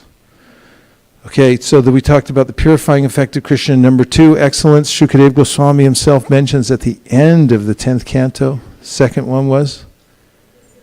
Kills demons and delivers the devotees equally. Whoever he kills becomes liberated. And number 3, even Lakshmi wants to attain the association of Krishna, and she's not disturbed that she wasn't able to attain the position of the gopis. Then number 4. Glory to the holy name, and Prabhupada mentioned how if you chant the 1,000 names of Vishnu, it's equal to chanting 3 Ramas or 1 Krishna. And by such logic, he pointed out the super excellent name of Krishna. And we get to chant it all day long. No one can stop us. And then number 5, Sarva Dharma Parityaja. In one of his commentaries in the Bhagavatam, Jiva Goswami says the devotees are constantly meditating on this promise of Krishna. Think about how important it is. It's easy to skip over because Prabhupada quotes it hundreds of times in his purports, and we can think, oh yeah, Sarva Dharma Parityaja. But think about what Krishna's saying. Abandon all varieties of religion. So he makes it more specific here. There are various religious rituals that one is expected to perform. But Krishna says, just forget it and surrender to me. Think of me. Do this simple process of devotional service and surrender to me in that way, and I'll deliver you. Don't worry about anything else. We were reading in the Payovrata vow, which was for Aditi. She wanted to have revenge because heaven had been stolen away by the demons, headed by Mali Maharaj. So she went to her husband, Kashyapa, and was spoke sweet words, and then finally he said, what can I do for you? And she said, I want to have a son that can bring back our position of my sons, the demigods, the devas. So he gave her this elaborate system of worship that included many onerous kinds of practices throughout the day. Do this and not that. 24 hours a day she had to do these things and also drink only milk. And Prabhupada mentions there that if you're following the system of Krishna consciousness as given to you through the ISKCON process, he said you're doing all those things automatically. So in a similar way, this is mentioned here, just by chanting Hare Krishna, doing the simple process of devotional service. All the other very complicated religious rites are covered. Sarva Dharman Parityaja, if you just do that one thing. So those are the 5 for your meditation. And then we heard the verse, Jayati Janani Vaso Devaki Janmavada. Mayapur Vihari Prabhu. Looks like a question, I could tell. Okay, go ahead.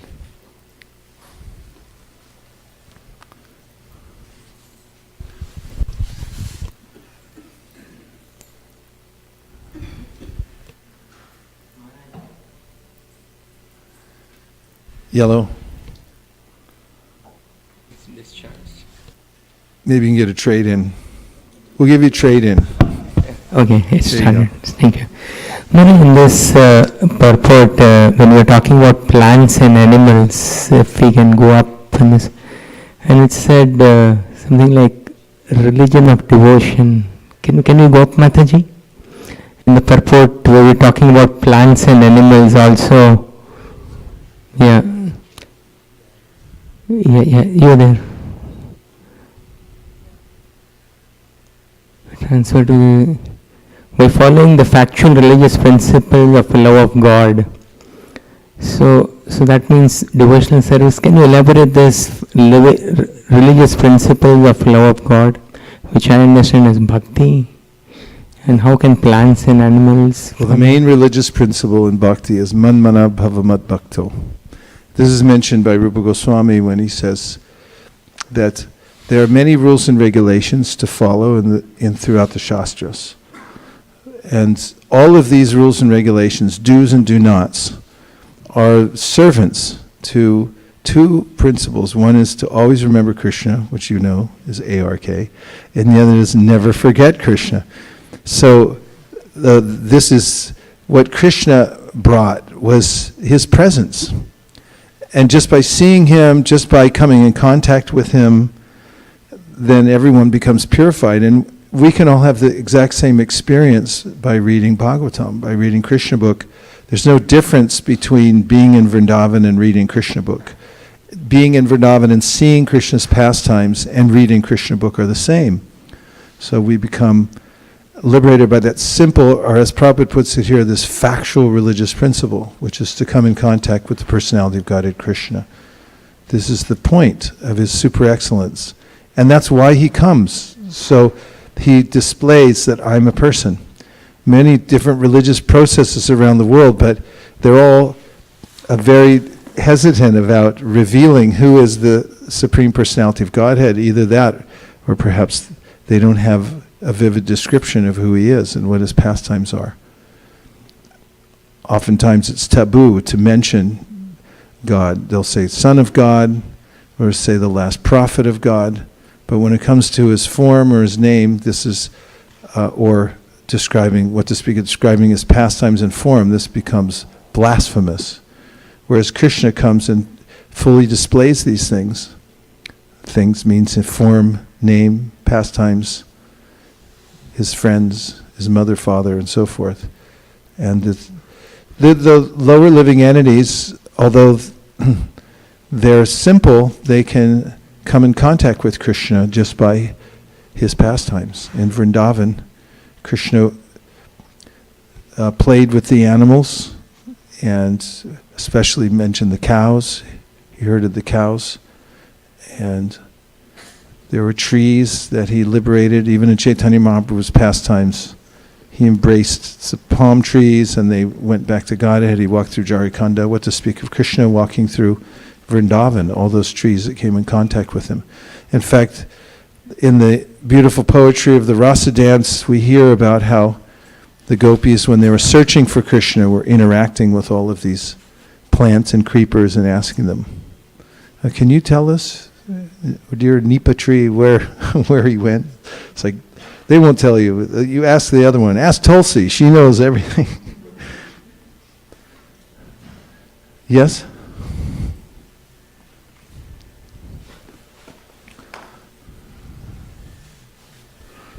Prabhu, earlier you were mentioning the glories of Akrura and how he had this special service of bringing Krishna, and he had so much love and dedication while he was doing that service. However, later on in Krishna book, when Krishna was in Dwarka and in the pastime of Satyabhama, I don't know if this is the same Akrura, but he and Kritavarma have actually taken that Shamantaka jewel. So how is it that this transformation happens from such a loving mood to feeling this different, kind of actions that seem to be against the Lord? Well, one thing is that the acharyas say that Akrura got a curse from the gopis because he's the one who took Krishna away from Vrindavan. So that there was some effect from that later on. And the other answer is, and you'll see this throughout Krishna's pastimes, devotees have lives that are that have twists and turns in them also. And this doesn't mean that they're not pure devotees, just because there are various ways in which they go through seemingly ordinary kinds of expressions of worldliness. Doesn't disqualify them. It's the nature of the world.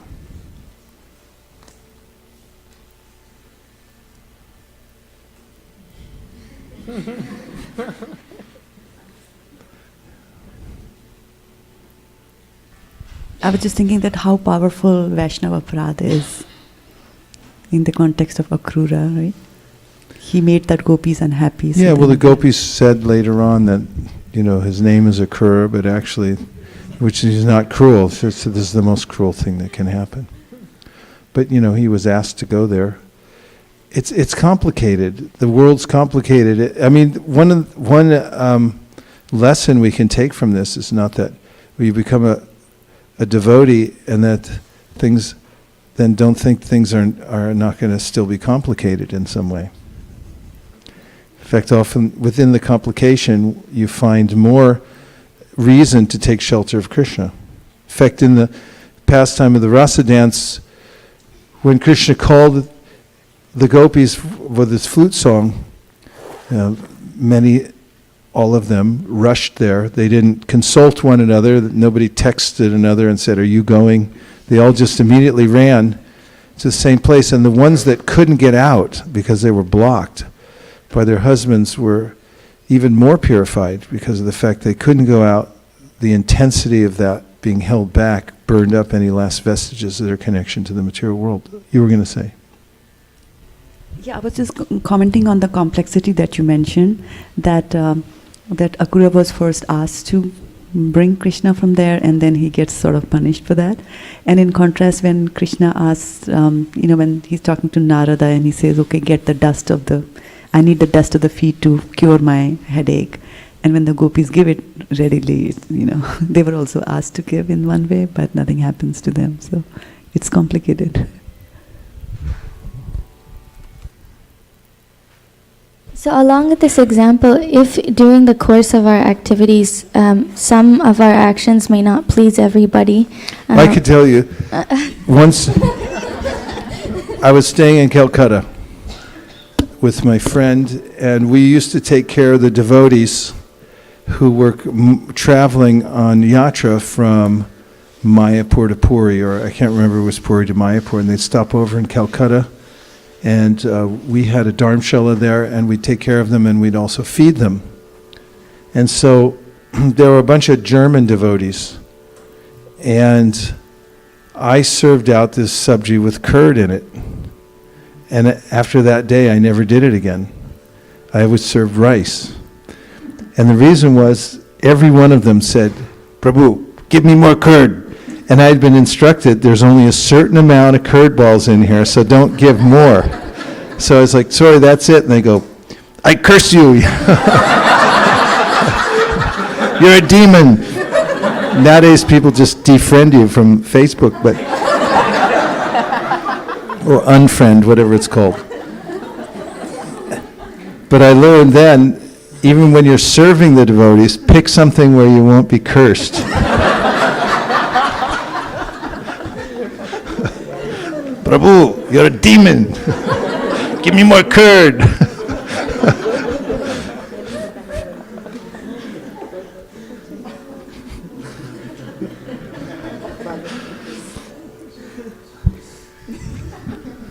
Yes, that was along the lines of my question. Of course, these things always work themselves out. Krishna mentions in the Bhagavad Gita, for a sincere soul, there's never any ultimate diminution. And so much of this is simply part of the pastimes of the Lord. That's what makes it interesting, actually. So despite the fact that we may be doing a certain service, if somebody or some other devotee is displeased and we are the recipients of that, we still suffer that reaction. Not necessarily. Especially if you're going out of your way to make sure that you don't. Actual aparadha requires malice. And after all, Akrura was doing his duty, bringing Krishna back. It's just circumstantial. But if we're careful, and we try to avoid making offenses to devotees, and this is one of the ways I've seen that devotees oftentimes hold themselves back, is they're so afraid of aparadha, which is a good thing. We should be. Bhagavatam 5th canto says it. We should be more afraid of that than the thunderbolt of Indra falling on our head. But the fact is, we should understand what that means. It's not that if it's something incidental. This is an exceptional case here mentioned with Akrura. But if it's something incidental and we're doing the best we can, ultimately these offenses are not considered. There has to be some malice. But you find, for instance, characters throughout the Shastra like Durvasa Muni. He's in the Shastra in every age. Satya Yuga, Treta Yuga, Dwapara Yuga, Kali Yuga. He always appears. And Durvasa causes trouble to everybody practically. It's part of the pastime that he does that. Huh? And Indra is there too. And Indra, doing his job, he makes mistakes. Krishna forgave him. What did he do? He just tried to kill everybody in Vrindavan. And he really went for it too. And Krishna forgave him. In fact, when Krishna first sees him after the incident, he meets him in a lonely place so he doesn't embarrass him more. And the expression on his face, on Krishna's face, is, "I'm sorry I put you through this." Krishna's very kind. He's not an unforgiving or vindictive personality. He's not psychopathic.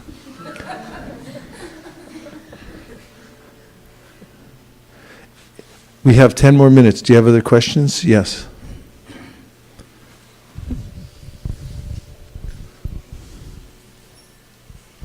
So the purpose of what you do is more important than what you do, right, Prabhu?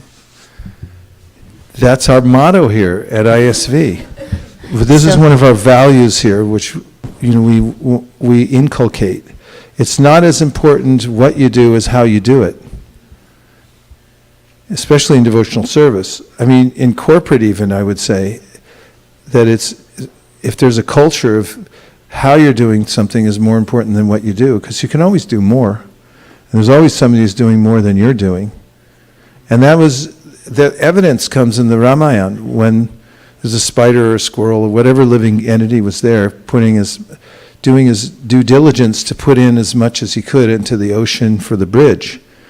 And some other devotee who had more capacity said to him, apparently it was Hanuman, that, you're really getting in the way, you're going to get smashed, whatever, just leave it to us. And Lord Ramachandra objected to that. He said he's doing his level best.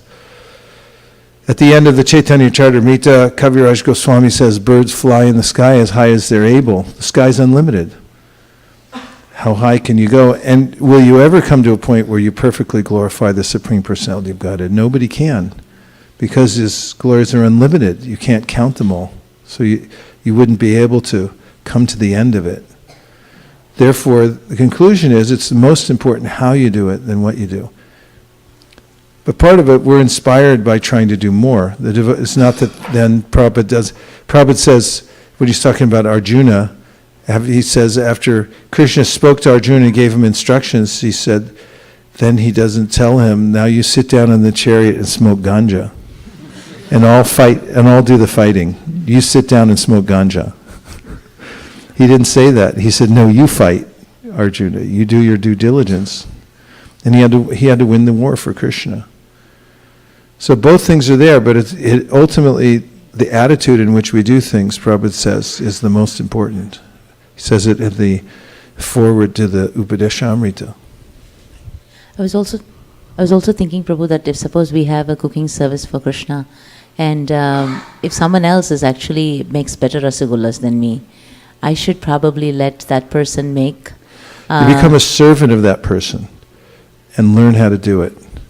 Yes, it's good to let the person afford, but then, we should also aspire to those things too. Devotees, they admire that the other devotees are doing it better than them, but they have this impetus, please let me learn. I want to learn how to do it better.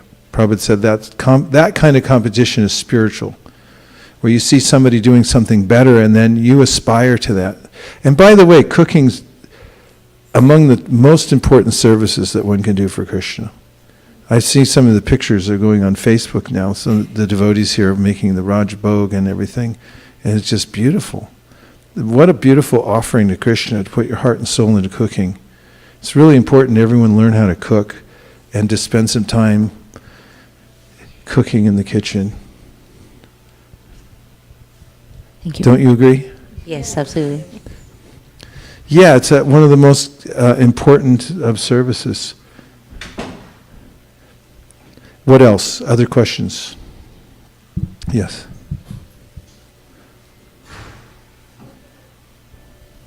My question is not directly related to the class. Okay. But, like how you mentioned that there are many religious principles and out of them Krishna simplifies it to surrender unto me. It reminded me to ask a question which I had. That there are so many devotional practices which devotees take up as a vow in Kartik. So what is the inspiration behind you taking up to read Prabhupada's books during Kartik? Prabhupada told me to read his books. I met Prabhupada in 1973 in San Francisco. I was with Keshav Bharti Maharaj. We had been out distributing books. And our temple president said, these devotees are distributing your books. Prabhupada said, you must also read my books. I've not written them just for selling. I've written them for you to read, become pure devotees, and go back to Godhead. I mean, he told us that directly, so we always knew it. That's what was his priority.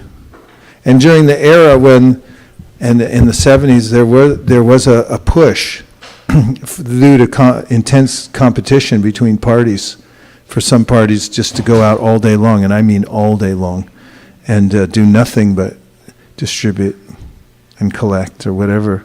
But we always knew that Prabhupada wanted us to read his books. You never go broke taking a profit.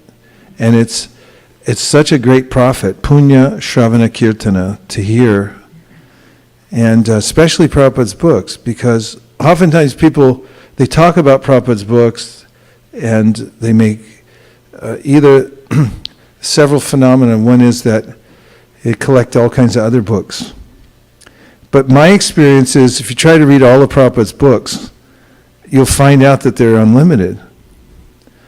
I mean, just during Kartik, we read the Krishna book, the 8th and 9th canto.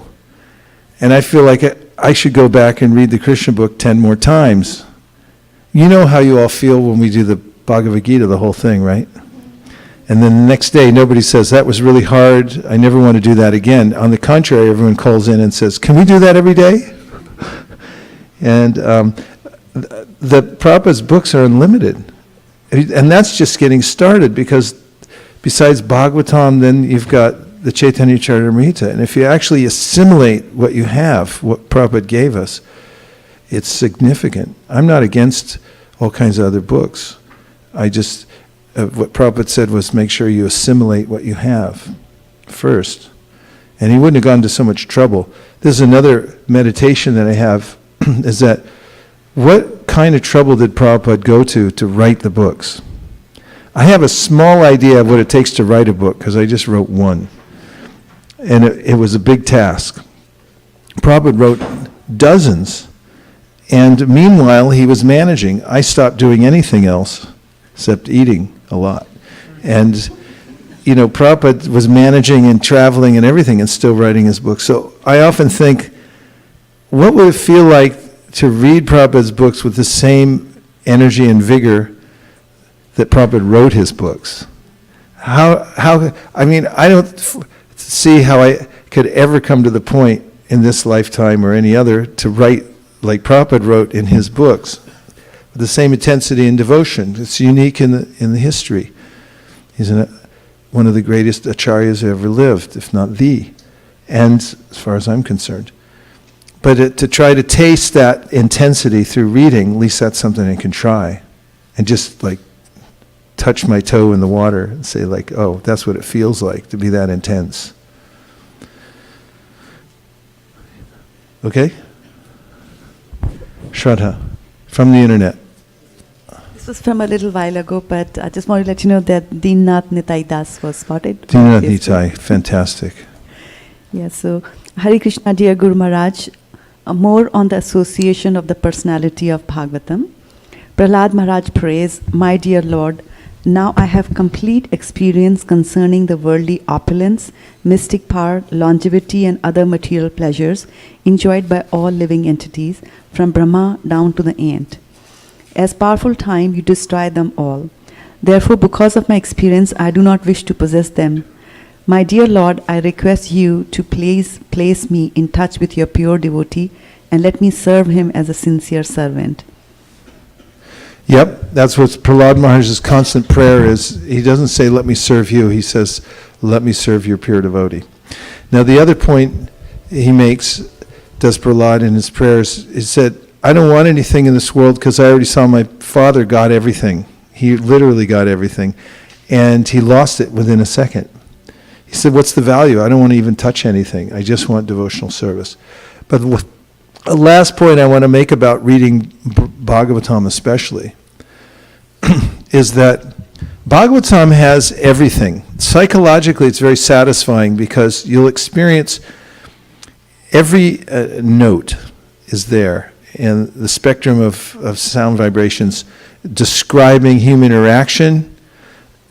And when in composite, one hears about all the different social interactions and their results when they're materially motivated as compared to when somebody's spiritually motivated, then one begins to get a feeling that I should just dedicate myself to devotional service. And I'll give you an example what I mean by that. For instance, in the 9th canto, there are so many twists and turns in that section of the Bhagavatam, and they're wild, crazy stuff, I mean, that people go through, and not the least of which is the story of Urvashi and Purarava,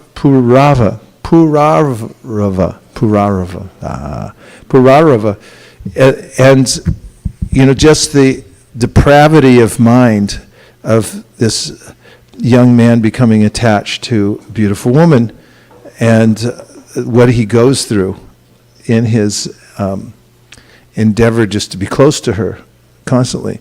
It's so graphic and detailed that when one hears this, there's a kind of inoculation that takes place.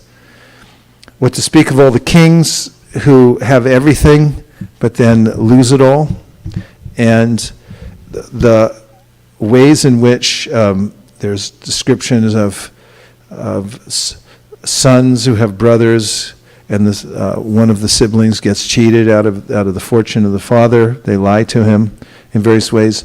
One thing after another, it covers all the various scenarios that will take place in the material world. And when you hear that, it actually completes your material experience. You don't have to do anything else.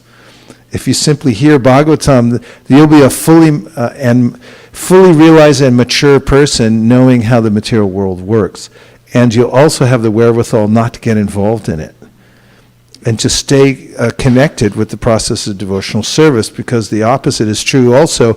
You see even simple people like Gajendra, who just took shelter of Krishna because that's all he could do at the point when he was caught by the crocodile and he was saved. And these kinds of incidents juxtaposed with the crazy endeavors of trying to enjoy the material world being absolutely futile give one this very clear idea of how the material world works. So everybody should hear Bhagavatam all the way through as many times as possible before leaving the world. It's the remedy and it's the inoculation, and there is no other.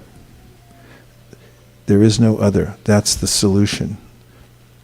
So, for the last point before we close the class, Prabhu, go ahead. It's yellow. Turn the yellow mic on.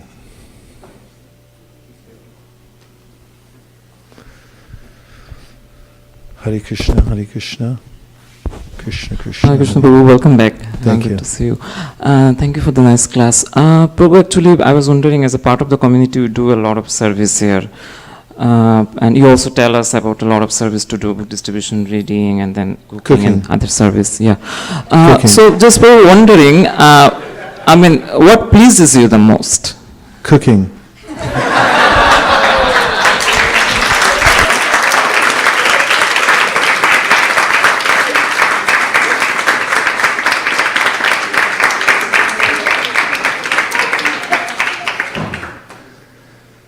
Well, what always pleases me, hey, there they are.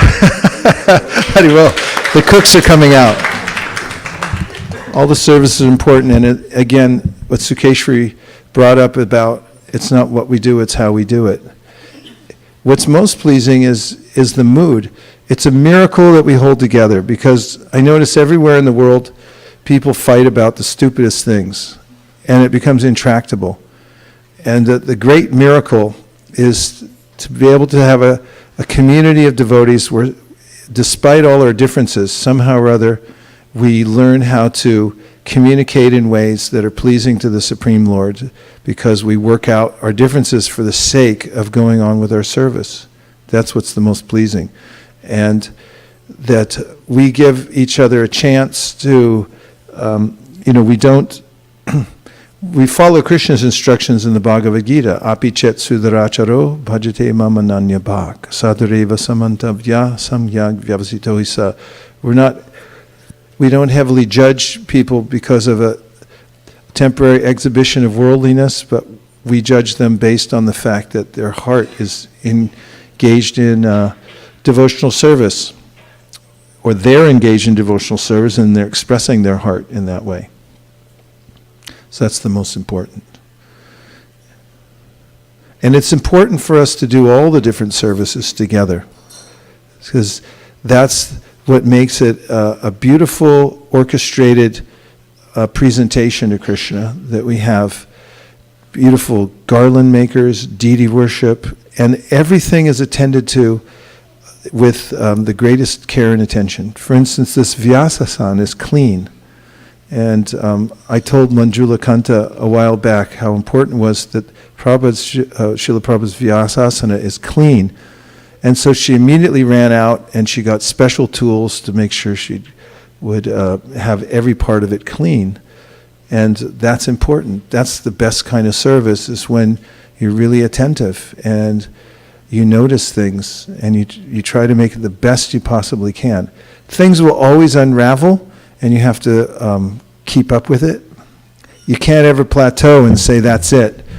But our community, we're together for somehow miraculously we're all here together for different reasons. But Krishna's trusting us to work together to expand the Krishna consciousness movement, because we've all expressed some sincerity at one time or another to help. And so he put us together, and this is an experiment to see how well we can respect devotees and attend to the details of our service, because it's from this position we're in right now. We're being trained to go back to Goloka Vrindavan. This is the training right now. Don't wait till next life. Don't think, I'll do something, I'll cruise through here, then I'll get promoted to a place where I'll get trained up. No, this is the planet that Krishna's on right now, because he incarnated here in the form of this Sankirtan movement and in the form of his great pure devotee Acharya, Srila Prabhupada, and somehow they were connected with him. So if you take advantage in this life and become fully trained up in all the arts of devotional service and really put your heart into it, then as Srila Bhaktisiddhanta and Srila A.C. Bhaktivedanta Swami Prabhupada told us, you can be trained up in this life, ready to go back to join Krishna's pastimes. So that's what's the most pleasing. Although I can keep adding stuff in if you like, especially the marathon coming up and moving up to the top. I think it's really important for us here to set an example in book distribution. I'm going to make a big wish list here now. But it's really important. The book distribution, it's important for us to do well for this reason, to show that a community of devotees, 99.9% of whom are working and maintaining families and so forth, if they work together in a cooperative spirit, can do very well. And to that end, I would like to show that we can do better than anybody. And that's important, because that's what gets people's attention as results in book distribution. And it's something that can be counted, because dollars don't lie. They either come in the account or they don't. And the books too, they count. When you take a box out and it comes back empty, you know something was done. That was something that was countable. And Prabhupada kept his eye on that very, very carefully. So I know that when we're doing that and we're attentive to increasing there and finding ways to increase, our whole community increases in excellence in all different ways, because it becomes systemic, that mood of excellence. And it can be sustained. It's the responsibility of each person to do that in their own life, which brings back to japa. With good japa, everyone attending to their own spiritual life in this very basic practice, then it gives a foundation to our whole community, and all the other ways to expand become possible if we chant good japa together. So we should make a vow coming out of Kartik that we will go on increasing the quality and quantity of our japa, and with all other services. Everyone who agrees with these ideas, in part or in whole, please say Hare Krishna. Hare Krishna. Okay, there it is. Now we're going to have the Guru Puja for Srila Prabhupada, and then followed by that, unless I'm mistaken and it's a fast day, I think there's prasadam today. Vancha kalpataruscha kripa sindhave vacha patitanam pavanibhyo vaishnavebhyo namo namaha nantakoti vaishnaviniki.